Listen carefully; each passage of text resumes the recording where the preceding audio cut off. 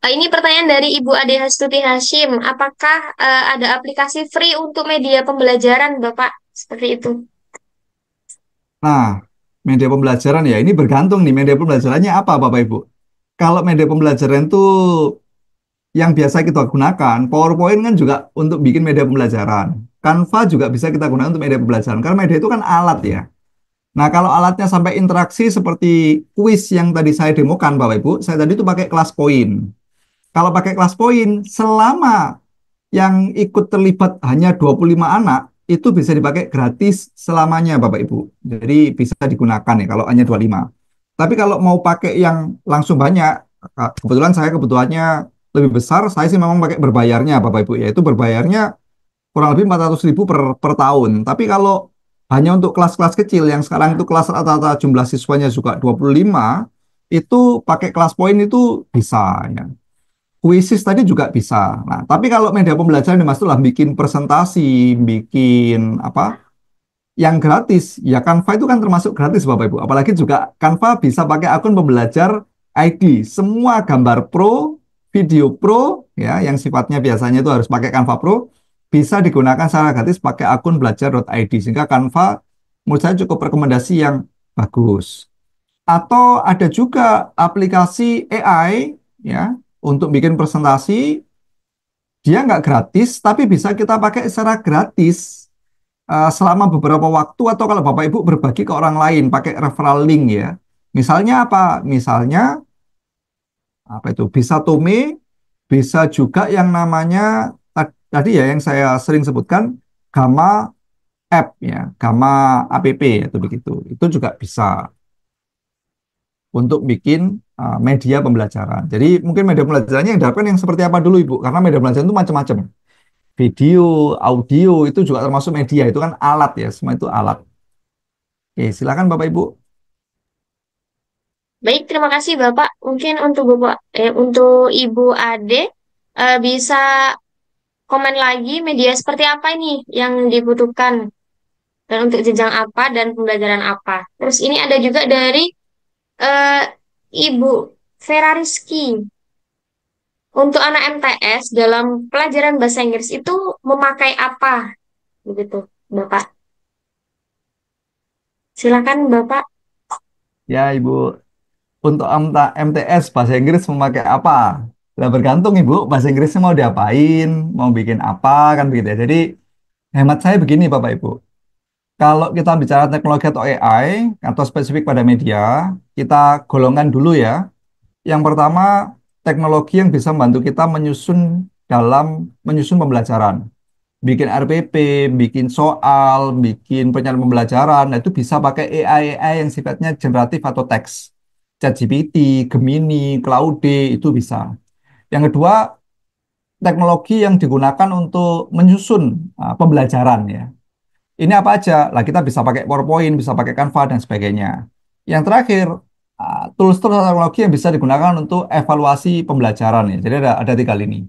Nah, sebenarnya kalau masalah mata pelajarannya, entah itu agama, entah itu bahasa Inggris, entah itu matematika, hampir semua AI itu bisa untuk semua mata pelajaran. Jadi tidak harus spesifik bahasa Inggris. Ya. Tapi kalaupun mau spesifik bahasa Inggris, kalau siswanya mau belajar sendiri bisa pakai kayak Duolingo ya. Tapi kalau kalau untuk kita, untuk guru, terus mengajar, saya rasa Quizzes ya, terus dan sebagainya tadi itu bisa untuk digunakan walaupun itu mata pelajarannya apapun, Bapak Ibu. Begitu jawaban saya, Mbak. Baik, Bapak, terima kasih atas jawabannya. Ini menyambung dari pertanyaan Ibu Ade tentang media pembelajaran, tentang media pembelajaran untuk mata pelajaran akuntansi, Bapak. Itu Nah, kira-kira menggunakan aplikasi apa? nah ini kayaknya sama ya ini ya. Jadi kalau saya, Bapak Ibu, gini aja ya, coba saya share screen, izin Bapak Ibu.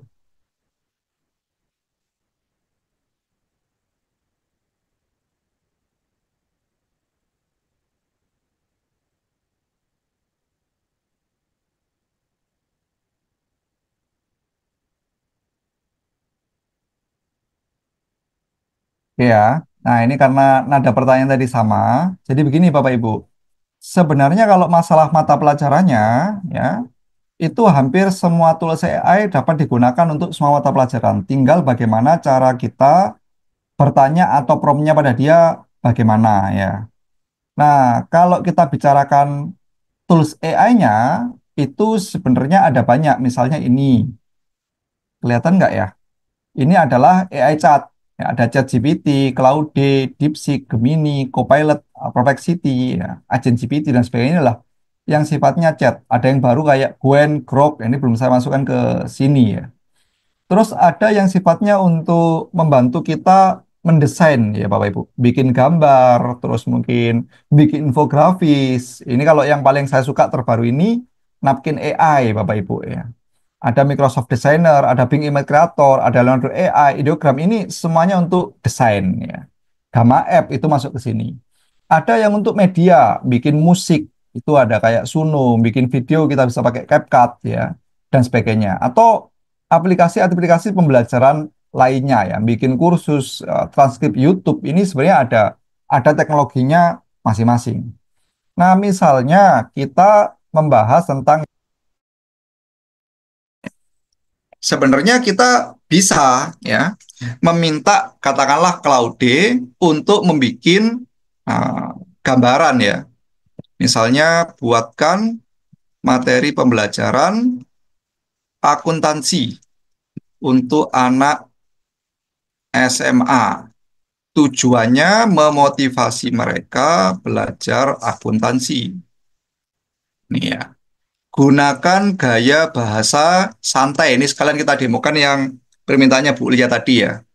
Gaya anak Jaksel misalnya ya, yang sering campur-campur Inggris sama bahasa Indonesianya. Campur Indonesia, Inggris. Kita bikin.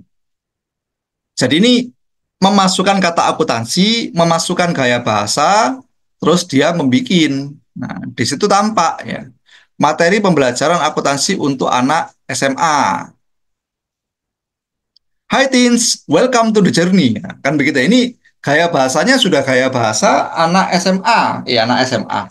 Gaya Jaksel Bapak Ibu. Jadi kayak yang ditanyakan Bu Ulia tadi, ini bagaimana secara gaya bahasa kok biasanya robotik gitu ya. Ini gaya bahasanya sudah tidak robotik ya.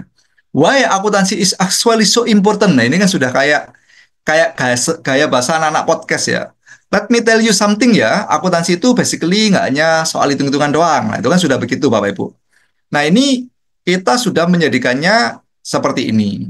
Nah, ini bisa kita copy, ya, bisa kita taruh di tools teknologi lainnya. Ya, apakah kita lempar ke Canva, ataukah kita masukkan lagi ke yang sifatnya kayak Gamma, Bapak Ibu ya. Jadi bisa Canva, bisa Gamma. Nah, kalau Gamma maka seperti ini.